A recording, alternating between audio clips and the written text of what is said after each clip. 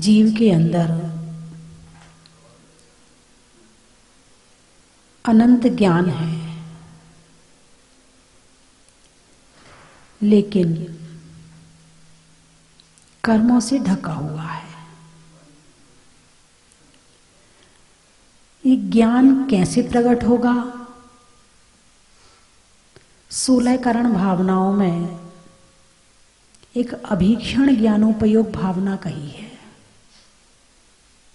लगातार ज्ञान का अभ्यास करते रहो, अभीक्षण ज्ञानोपयोग। और अभीक्षण ज्ञानोपयोग वही कर सकता है जिसके अंदर ज्ञान की प्यास हो।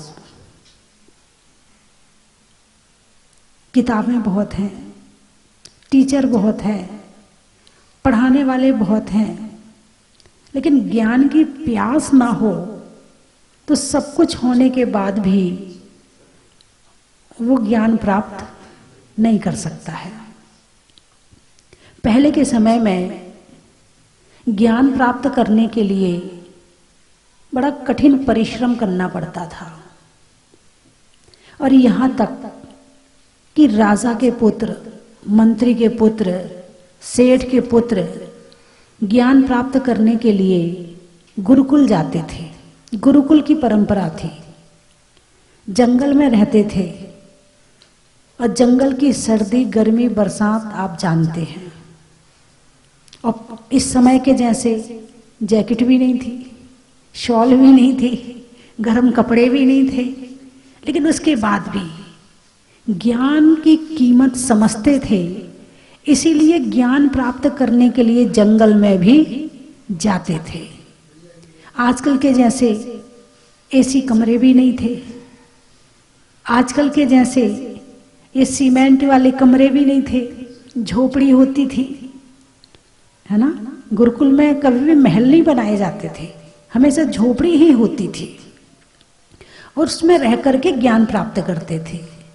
वैसे भी कहा है कि जो ज्ञान कष्ट के समय में प्राप्त किया जाता है, दुख के समय में प्राप्त किया जाता है, वो स्थायी होता है।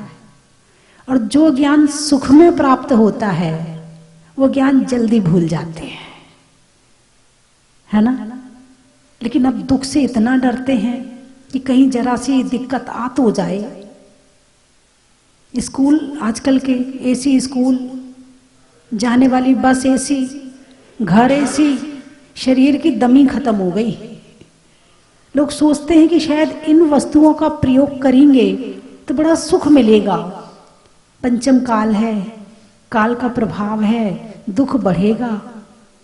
यही तो बुद्धि का भ्रम है कि इससे दुख बढ़ेगा या सुख बढ़ेगा। जितनी सर्दी, गर्मी और बारिश आदि शरीर सहन करता है, उससे शरीर की क्षमता बढ़ती है। क्या कहा? उससे शरीर की क्षमता बढ़ती है।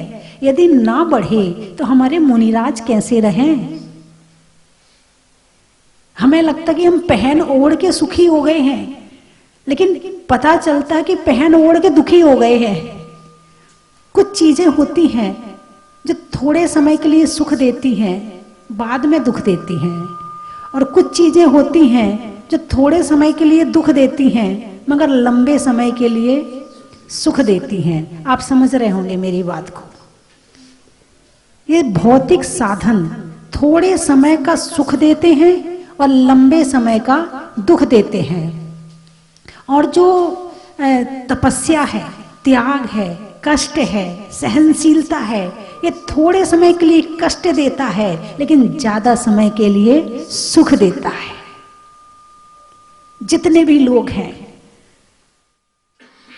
आपकी दृष्टि में, वर्तमान में भी जो ऊंचे उठे हुए हैं, जो आज की डेट में ऊपर हैं, यदि उनके जीवन को झांक कर देखा जाए तो उनने जो कुछ प्राप्त किया है ना, इन भौतिक साधनों के सुख के बीच रह के प्राप्त नहीं किया है।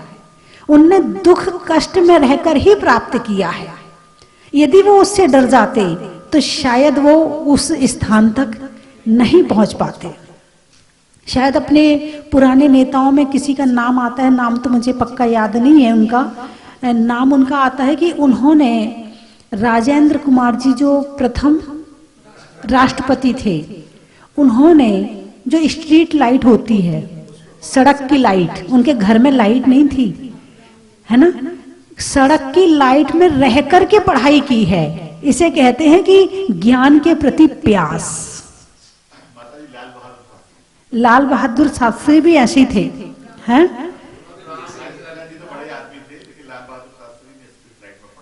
अच्छा, उन्होंने भी स्ट्रीट लाइट में पढ़ करके परीक्षाएं दी हैं। हाँ, तो ऐसे बहुत सारे उदाहरण मिल जाएंगे कि जिन्होंने कष्ट के समय पढ़ाई करी। और यदि आज का बच्चा हो, लाइट नहीं आ रही, पढ़ाई कैसे करें?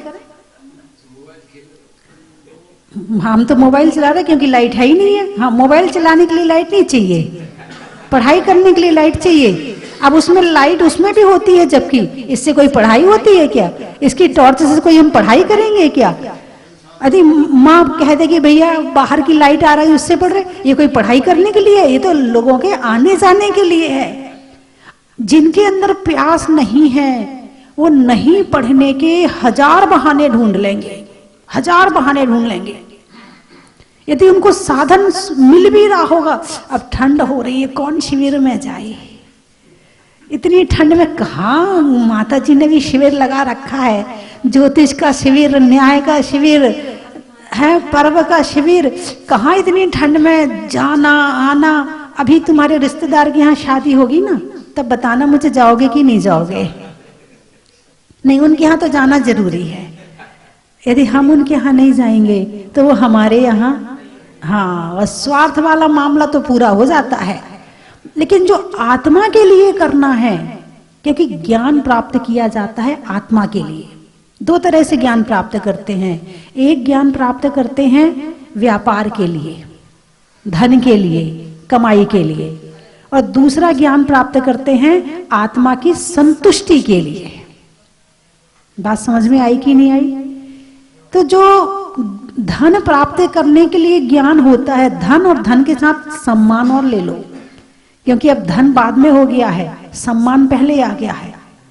हमें तो IAS बनना है, सारे हमारे इशारे पर चलेंगे, सारे हमारे उंगली के इशारों पर घूमेंगे, इसलिए मुझे IAS बनना है कि मेरी चलेगी। एक अभिमान, घमंड।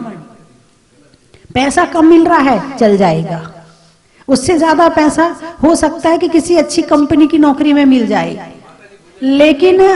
लेकिन इस तरह के लोग भी आज हैं। एक थे तो शायद डिप्टी कलेक्टर थे, तो वो चर्चा हुई, तो उन्होंने बताया कि पहले मैं उस कंपनी में नौकरी करता था, उसके बाद मैंने वो नौकरी छोड़ दी, उसके बाद फिर पढ़ाई करी और मैं इस लाइन में आ गया। तो मैंने कहा कि आप जिस कंपनी में नौकरी करते थे उसमें आपको क्या मिलता था और यहाँ आपको कितना मिलता है? बोले यहाँ तो कम मिलता है, मगर यहाँ पावर है। क्या है? यहाँ दूसरों को अपने अंडर में रखने की पावर है। बस हर आदमी ये चाहता है कि सारी दुनिया मेरे वश में हो जाए, वो पोस्ट मिल जाए। पढ़ाई से नहीं मिलेगी तो नेतागिरी से मिलेगी, कहीं से मिल जाए, मिल तो जाए। इंसान खुद को वश में नहीं कर रहा है, इंसान सबको वश में करना चाहता है। तो आजकल की जो पढ़ाई है, आजकल का जो ज्ञान है, वो दूसरों को वश में करने के लिए है, खुद को वश में करने के लिए नहीं है। इंद्रिय विजय के लिए नहीं है, इंद्रिय विजय के लिए नहीं है, शरीर को वश में करने के लिए नहीं है, दूसरों को वश में करने के लिए है। इसीलिए ज्ञान दो तरह का, एक धन और मान का, और एक आत्मा की संतुष्टि का, खुद को वश में करने का। तो वर्तमान में कौन सा ज्ञान ज्यादा चल रहा है? धन संपत्ति वाला ज्ञान। भाई पढ़ाई अच्छे से कर लो, बेटा पढ़ ले अच्छे से। क्यों माँ, क्यों पढ़ लूं? तू पढ़ेगा नहीं तो बुद्धू रह जाएगा, फिर धन कैसे कमाएगा? माँ का भी पूरा ध्यान 24 घंटे बच्चे की पढ़ाई पर इसलिए है तू पीछे ना रह जा। यदि तू पीछे रह गया तो मेरी नाक नीची हो जाएगी कि इसका बेटा है, अब यहाँ भी मान सम्मान वाली बात आ गई। यहाँ जो वास्तविक ज्ञान है उसके विषय में तो सोचने वाले बहुत कम लोग रह गए हैं। आत्मा की संतुष्टि के लिए ज्ञान प्राप्त करने वाले बहुत कम लोग हैं। ज्यादा से ज्यादा लोग वो हैं कि किस तरह से धन इकट्ठा किया जाए वो ज्ञान प्राप्त कर लें, वो विद्या सीख लें हम। बंधुओं, ज्ञान का काम है आत्मा को संतुष्टि देना, और जिसने ये ज्ञान प्राप्त कर लिया तो वो थोड़े में भी संतुष्ट रहेगा, और जिसने ये ज्ञान प्राप्त नहीं किया वो ज्यादा मिलने के बाद भी सुख प्राप्त नहीं कर सकता है। एक बार पता चला था कि एक किसी प्रशासनिक अधिकारी के यहाँ 1500 करोड़ रुपए मिले। कितने? 1500 करोड़ रुपए, ठीक है। और करीब 100 किलो सोना या कितना मिला ऐसे कुछ था, है ना, वो मिला। तो इतना सोना जीवन में पेट भरने के लिए कितने रुपए चाहिए कि तुम्हारा जीवन चल जाए? कितने चाहिए? और सोना किस लिए चाहिए? पेट भरने को चाहिए या किस लिए चाहिए? सोने से क्या भरता है? लोग सोने से प्यार क्यों करते हैं? उससे पेट भी नहीं भरता, सोना खा भी तो नहीं सकते। सोना चांदी जैसी चीज है, उससे पेट भर सकता है क्या? नहीं भर सकता है। फिर सोने से लोग इतना प्यार क्यों करते हैं?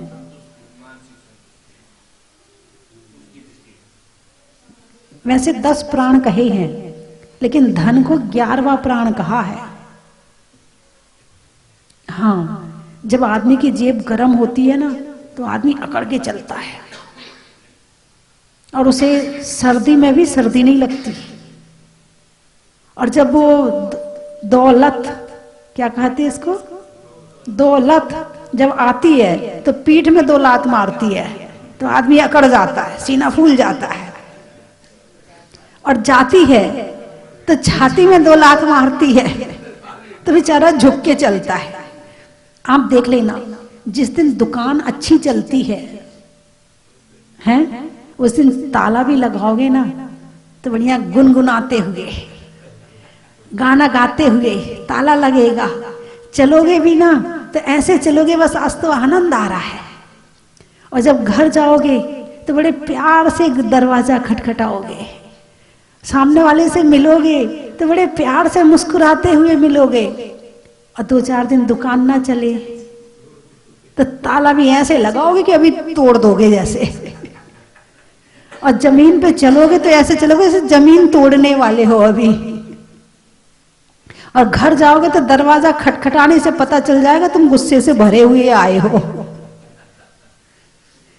ये मतलब इंसान के अंदर इतनी मतलब एनर्जी देती है कि वो इंसान अपने आप को पता नहीं क्या समझने लगता है, और जबकि है कुछ नहीं। देखा जाए यदि इससे मोह छोड़ दिया जाए तो कुछ भी नहीं है। और जबकि धन तुमसे नहीं कहता कि तुम मुझे प्यार करो, और फिर भी प्यार करते हैं लोग। क्या कारण है? और उसी धन को भगवान ने छोड़ दिया, ऐसे छोड़ दिया। वो वैराग्य भावना में आया ना, जीर्ण तृण सम त्यागी। जीर्ण तृण किसे कहते हैं? तृण, तृण यानी एक घास का टुकड़ा, ठीक है। तृण यानी घास का छोटा टुकड़ा, और जीर्ण का मतलब सड़ा गला टुकड़ा। जीर्ण, जीर्ण शीर्ण। जीर्ण का मतलब जो जिस टुकड़े में चमक नहीं है। घास में भी चमक होती है, तो वो टुकड़ा भी जो है ना वो भी दिखने में अच्छा नहीं लग रहा है, वो भी पुराना हो गया है, घिसा पिटा हो गया है, ऐसा टुकड़ा। और ऐसा टुकड़ा जीर्ण तृण सम त्यागी। भगवान ने कैसे छोड़ा उसको? जैसे आप कोई टुकड़ा पड़ा हो, आप उठा के यूं फेंक देते हो, और आपको कभी दोबारा याद आती है उस टुकड़े की? नहीं आती है। सुबह सुबह महिलाएं झाड़ू लगाती हैं, कचरा बाहर फेंक के आती हैं, 24 घंटे में कभी उस कचरे की याद आती है? नहीं आती है। कैसे छोड़ा भगवान ने? जीर्ण तृण सम त्यागी। छोड़ने के बाद कभी एक बार भी उनके मन में विचार भी नहीं आया होगा। दान और त्याग में क्या अंतर है? यही अंतर है। उन्होंने दान नहीं किया था।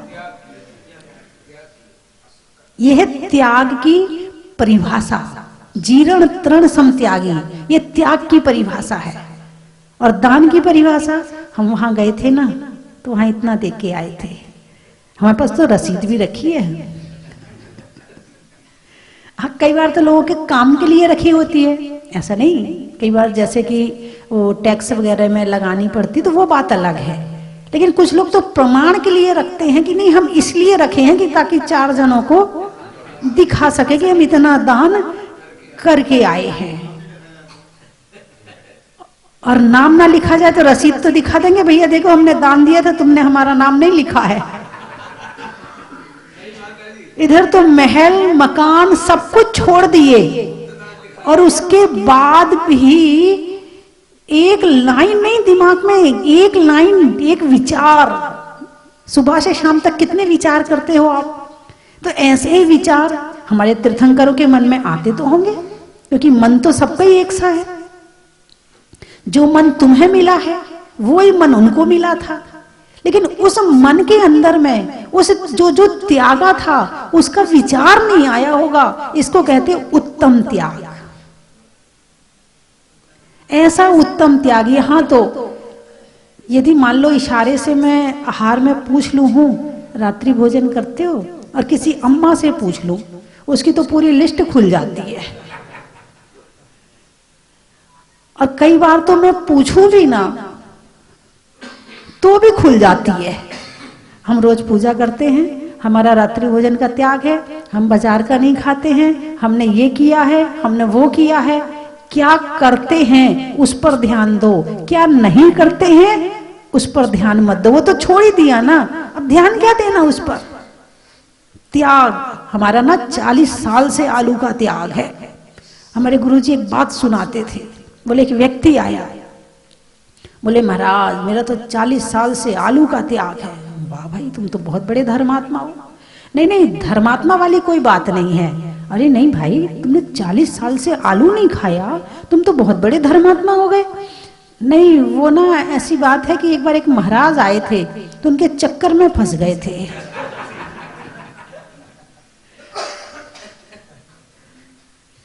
त्याग कब होता है?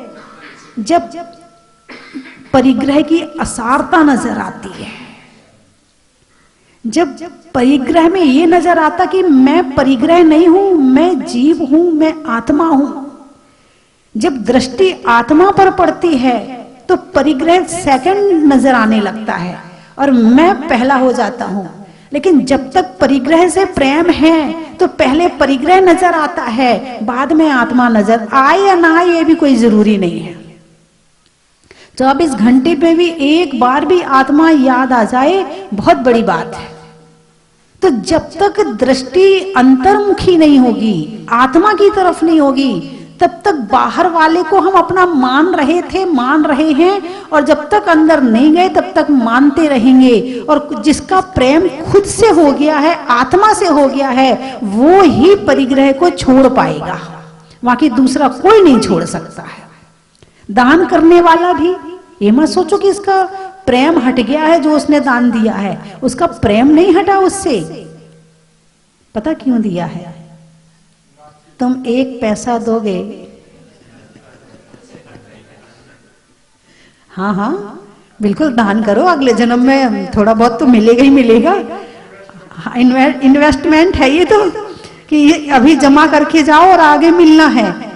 दान ये त्याग नहीं है वो, इसलिए दान को अलग रखा है और त्याग को अलग रखा है। लेकिन जब भी 10 लक्षण पर्व आते हैं भैया जी, जब भी 10 लक्षण पर्व आते हैं तो त्याग की बात नहीं कही जाती। उत्तम त्याग में दान की चर्चा करी जाती है। ऐसा क्यों? उत्तम त्याग की चर्चा करो ना, लोग करें या ना करें, स्वरूप को तो समझें। यदि स्वरूप भी समझ लिया तो दान में विशेषता आ जाएगी। वो जितना दान कर रहे हैं ना, उन्हें बदले की भावना नहीं रहेगी। कम से कम मैं पूरा नहीं छोड़ पा रहा हूं, थोड़ा तो छोड़ू। इस परिग्रह के कारण से अभी तक मैं नीचे जाता जा रहा हूं, और इससे मोह करूंगा तो और नीचे चला जाऊंगा। तो ज्ञान का क्या काम है? दो तरह का ज्ञान मैंने बताया था। एक ज्ञान जो इकट्ठा करवाने के लिए होता है, और दूसरा ज्ञान जो छोड़ने के लिए होता है। ज्ञान भी दो तरह के हो गए। इकट्ठा करवाने वाला ज्ञान बाहर का ज्ञान है। इकट्ठा करवाने वाला ज्ञान कर्म संचय का ज्ञान है। इकट्ठा करवाने वाला ज्ञान मान कषाय के लिए है, और त्याग करवाने वाला ज्ञान मार्दव धर्म के लिए है, और उत्तम त्याग के लिए है, और निज की आत्मा को जानने के लिए है। जितना जितना छोड़ते जाएंगे, जितना जितना हम छोड़ते जाएंगे, उतना उतना हम अंदर जाते जाएंगे, या जितना जितना हम अंदर जाते जाएंगे, उतना उतना हमसे छूटता जाएगा। हम अंदर ना जाएं और छोड़ने की बात करें तो बड़ा मुश्किल है। वही है ना, कोई मर कर के देता है, कोई दे कर के मरता है। यही ज्ञानी और अज्ञानी में अंतर हुआ करता है ना। तो एक है कि चाबी तब छोड़ेगा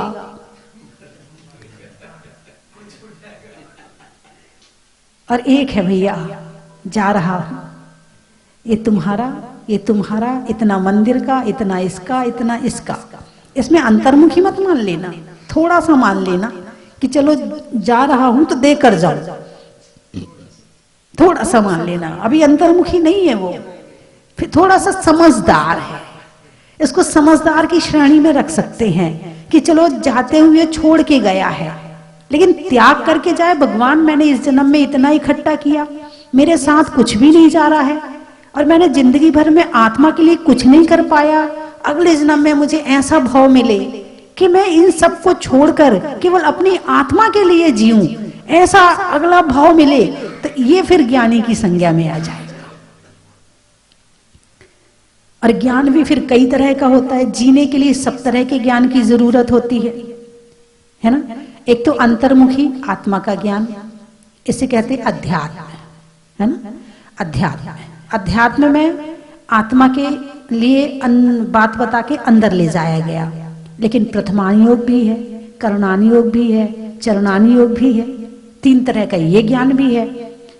आप 24 घंटे आत्मा में तो नहीं रह सकते, और वैसे तो ध्यान में भी वर्तमान समय में भी अभी 48 जो सामयिक बताई वो भी 48 मिनट की बताई है ना। और ज्यादा कर लो तो 2 घंटे की कर लो, 1.5 घंटे की कर लो, ठीक है। लेकिन उसके बाद तो आंख खोलोगे ना। जब आंख खोलोगे तो बाहर की तरफ दृष्टि जाएगी, बाहर की तरफ विचार जाएंगे, बाहर तरफ के भाव होंगे। भाई गृहस्थी है तो उसे घर संबंधी विचार होंगे, साधु है तो स्वाध्याय करेगा, भक्त हैं चर्चा करेगा, अनेक तरह के ज्ञान की चर्चा भी होगी। जैसे अभी यहाँ पर अपना शिविर लगा, ज्योतिष शिविर लगा है, तो ज्योतिष शिविर, हालांकि मुझे भी जिज्ञासाएं बड़ी रहती हैं, इसलिए मैंने किसी से आज तक ज्योतिष किसी दूसरे से पढ़ा नहीं है, लेकिन किताबें जो मिलती रहती थी उनको खूब पढ़ा है मैंने। यूज नहीं करती हूँ, किसी के जन्म पत्र नहीं देखती हूँ, लेकिन मेरी अपनी जिज्ञासा है कि ये ग्रह क्या हैं, नक्षत्र क्या हैं, कैसे असर करते हैं, कैसे क्या करते हैं। तो ये सारी चीजों की जिज्ञासाएं बड़ी थी। तो मैंने हस्तरेखा का भी सामुद्रिक शास्त्र पढ़ा, और वो जो भारतीय ज्योतिष है वो भी पढ़ी, और जो भी किताब कई बार मिल जाती थी तो पढ़ती जरूर थी, क्योंकि रिसर्च, खोज कि ज्योतिष और कर्म, इन दोनों को मैंने मिलाकर देखने की कोशिश करी है। पहले बहुत करीबी, कई दिनों से छूट गई है। पहले जैसे मैंने देखा कि भाई ज्ञानावरण कर्म है, तो ज्ञान से संबंधित कौन सा ग्रह है उसको उससे मैच किया। हाँ, दर्शनावरण कर्म है, तो दर्शनावरण कर्म से संबंधित कौन सा कर्म है कि जो उसमें बाधा डालता है। तो मैंने काफी इस पर खोजबीन पहले मैंने बहुत करी है। किसी दूसरे के लिए नहीं करती थी, खुद के लिए करती थी।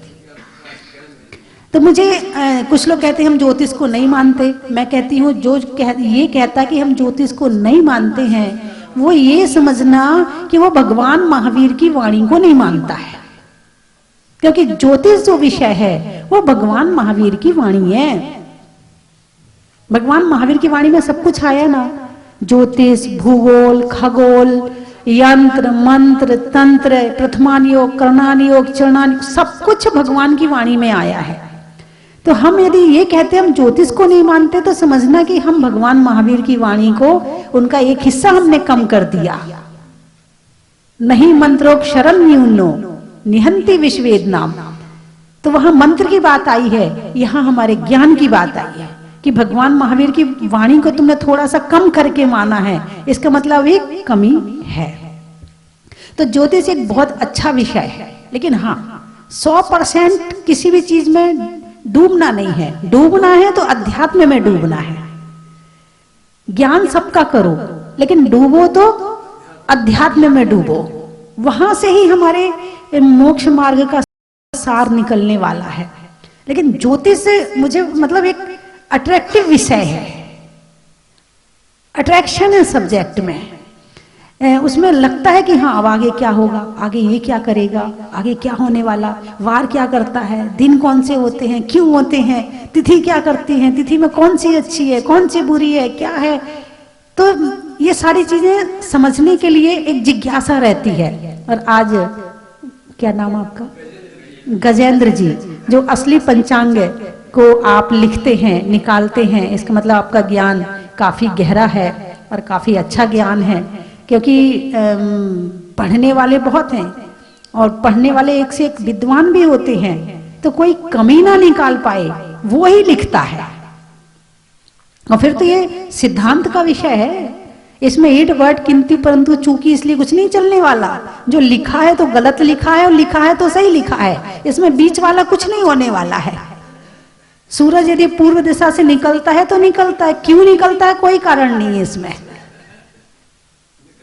निकलता ही है। वार 7 होते हैं तो 7 ही होते हैं, इसमें कोई कारण मिलने वाला नहीं है, होते हैं तो होते हैं। तिथि यदि 15 होती है तो 15 ही होती हैं, क्यों होती है वो चंद्रमा के हिसाब से, वो ज्योतिष का विषय है। तो बंधुओं, जीवन में जब भी सुख मिलेगा तो ज्ञान से मिलेगा। अभी आपको यहां पर जो सुन रहे हैं आप, सुख मिल रहा कि नहीं मिल रहा? अरे बोलिए ना, मिल रहा है ना? तो यहां पर ना तो आपको भोजन कराया जा रहा, ना आपको कर्ण प्रिय संगीत सुनाया जा रहा, ना आपको कोई अट्रैक्शन, आकर्षण के कोई चित्र दिखाए जा रहे, ना आपको यहाँ कोई गिफ्ट दी जा रही, फिर भी आपको सुख क्यों मिल रहा है? ज्ञान। क्या? ज्ञान। आत्मा का गुण क्या है? ज्ञान। और आत्मा के गुण की बात, ज्ञान यदि आत्मा को मिलती है तो ये आत्मा का भोजन है। और जो आत्मा का भोजन ज्ञान जितना ज्यादा करता है उतना सुखी रहता है। और जो आत्मा का ज्ञान भोजन से रहित होकर जीता है, उसे लगे भले कि वो सुखी है, लेकिन वो सुखी नहीं है। एक भ्रम होता ना कि हम सुखी हैं, लेकिन सुखी आत्मा से हुआ जाता है, बाहर से नहीं हुआ जाता है। मैं 3 चीजें बोलूंगी, आपको कहना है, बड़ा ही महत्व है। तलवार में म्यान का, तलवार में म्यान का, करने में ध्यान का और जीवन में ज्ञान का। राजा में दास का, सुख में अविनाश का और ज्ञान की प्यास का।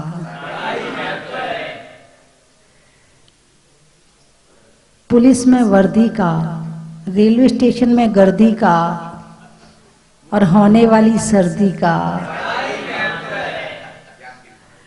कर्म के हरने का, त्याग के वरने का और सर्दी से नहीं डरने का।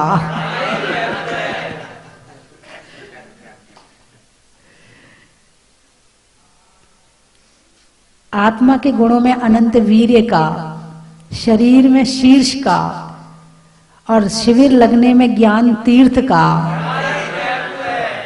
वृक्षों में बड़ का, नहीं करने में गड़बड़ का, और आने वालों में टीकमगढ़ का। जीवन में जरा का, रहने के लिए धरा का, और आने वाला में मड़ावरा का।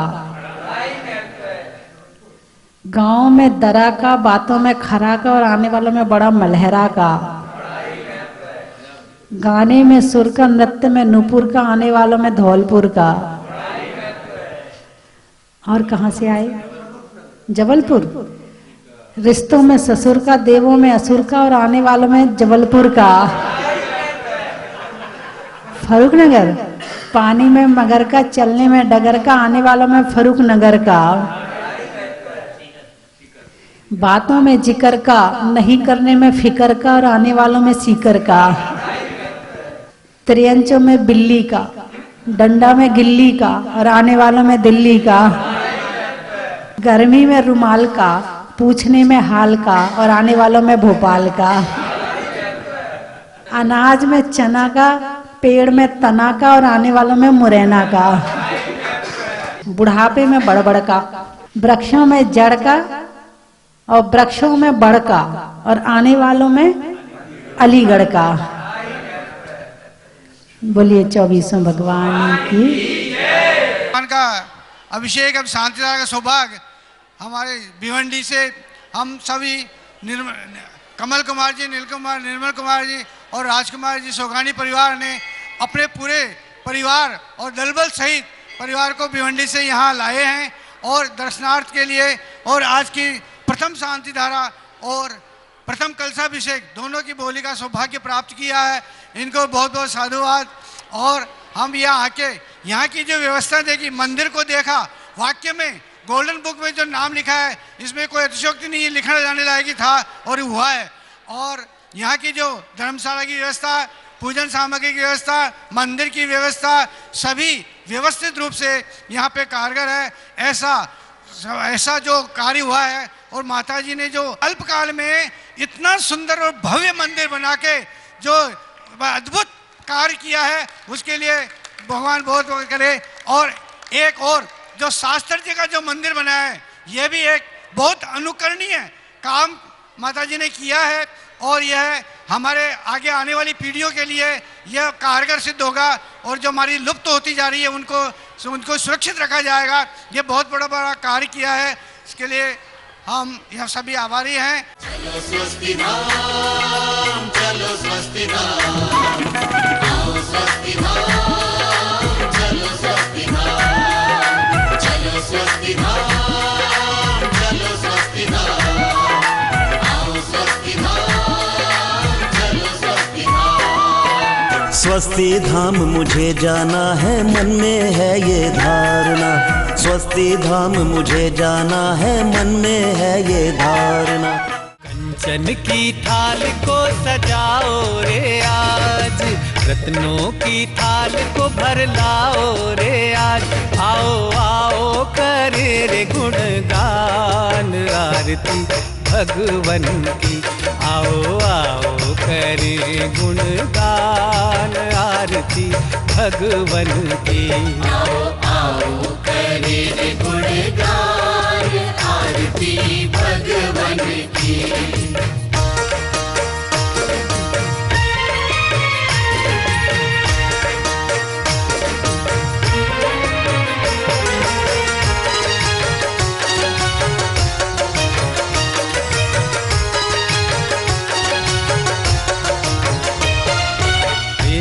सुमित्र के राज दुलारे, माँ पद्मा जी के नैनों के तारे। पिता सुमित्र के राज दुलारे, माँ पद्मा जी के नैनों के तारे। राजगृही में जन्म लियो आप, राजगृही में जन्म लियो आप। आओ आओ मनाए खुशी आज आरती भगवन की। आओ आओ करे गुण। परम विदुषी लेखिका गणिनी आरिका रत्न श्री 105 स्वस्ति भूषण माता जी जिन्होंने मात्र 20 वर्ष में 100 से भी अधिक किताबें लिखकर जैन समाज को अनूठा योगदान दिया है। बड़े बड़े विधान जैसे कल्पद्रुम महामंडल विधान, सिद्ध चक्र महामंडल विधान, इंद्रध्वज महामंडल विधान एवं विशेष जिनपद, पूजांजलि आदि महत्वपूर्ण साहित्य बहुत ही सरल व सुबोध शैली में लिखे हैं, जिसमें गद्य एवं पद्य साहित्य भी समाहित है। इन महान साहित्यों को पढ़कर आप भी अपने ज्ञान का विकास कर सकते हैं। साहित्य प्राप्त करने हेतु आज ही संपर्क करें। संपर्क सूत्र 7906062500 9868345768।